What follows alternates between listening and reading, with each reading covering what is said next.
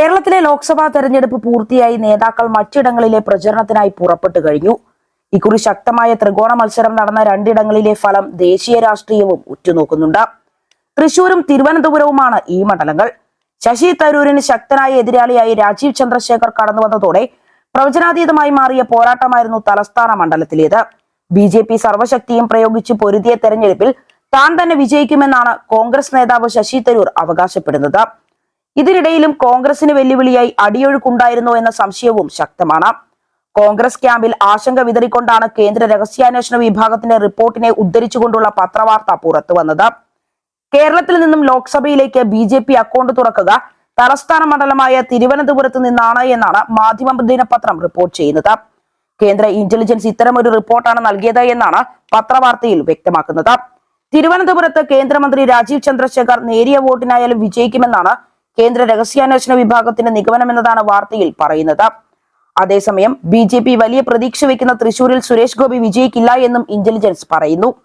തൃശൂരിൽ LDF സ്ഥാനാർത്ഥി VS Sunilkumar വിജയിക്കുമെന്നാണ് intelligence വൃത്തങ്ങളെ അവലംബിച്ച മാധ്യമ വാർത്തയിൽ പറയുന്നത്. അതേസമയം സംസ്ഥാനത്ത് തെരഞ്ഞെടുപ്പിൽ UDF-ന് മേൽക്കൈ എന്നാണ് റിപ്പോർട്ടുകൾ വ്യക്തമാക്കുന്നത്.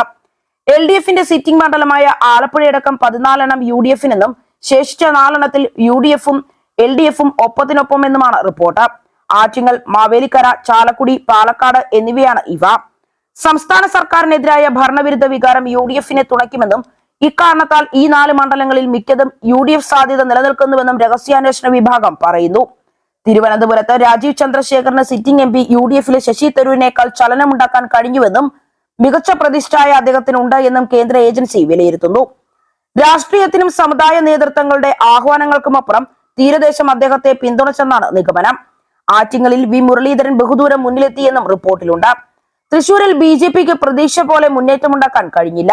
വിവാദങ്ങളും BJPയിലെ പ്രശ്നങ്ങളും പ്രതികൂലമായി ബാധിച്ചു.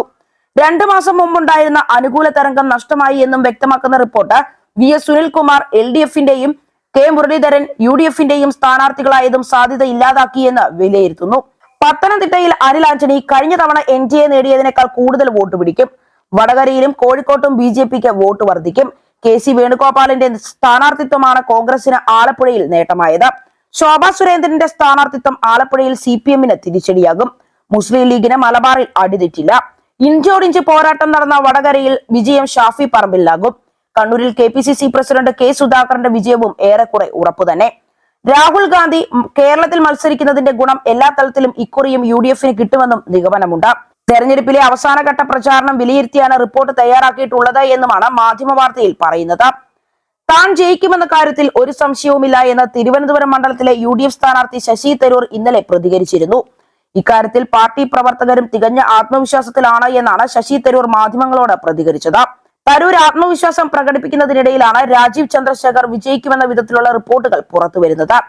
ഇത് UDF-ലും ആശങ്ക പകർത്തുന്നുണ്ട്.